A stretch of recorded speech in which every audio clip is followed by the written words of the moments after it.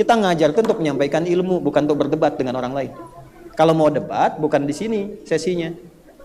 Hadir antar guru, datang, duduk. Bagusnya di MUI supaya ada yang lain menyimak, duduk semuanya. Atau di Kemenak bikin forum. Kami dulu biasa dari kecil kami. Dari di pesantren begitu.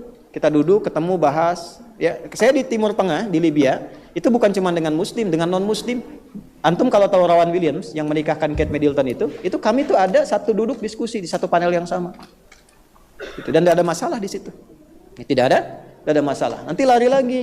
Di mana ditemukan surat musik? Gak ada satupun menyebut ulama dari salaf mengatakan surat pemusik. Ini kan sudah logical fallacy, salah berlogika.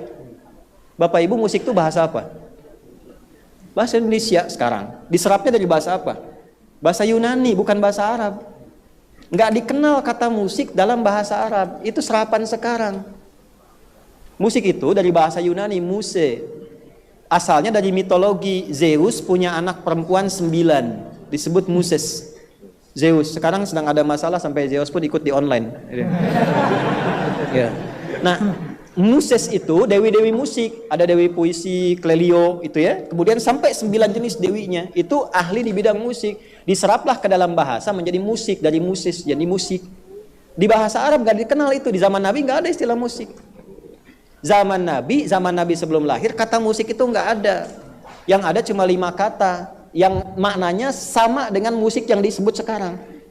Apa itu? Satu hida atau huda, yaitu irama lagu untuk mengarahkan hewan, menggembala hewan.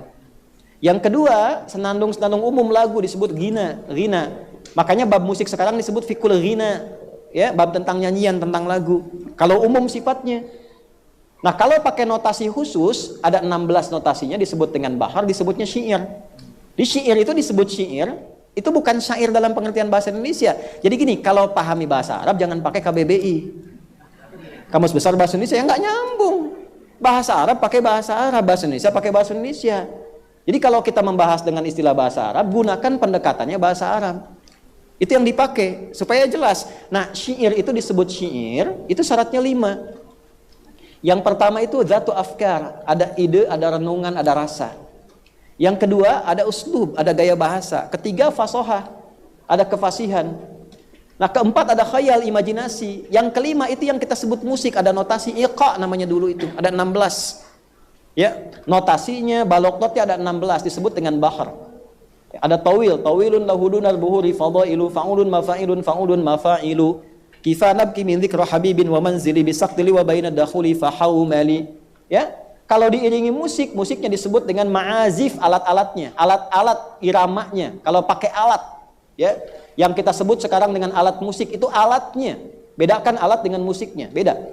Kalau pakai alat itu disebut alatnya ma'azif. Kalau orang nyanyi pakai alat disebut azif.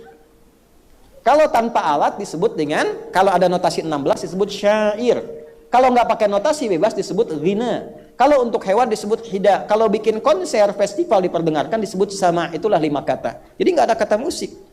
Adanya hida, yang kedua ghina, yang ketiga syair, yang keempat azif, yang kelima adalah sama. 5 kata ini yang diterjemahkan sekarang kepada terjemah musik.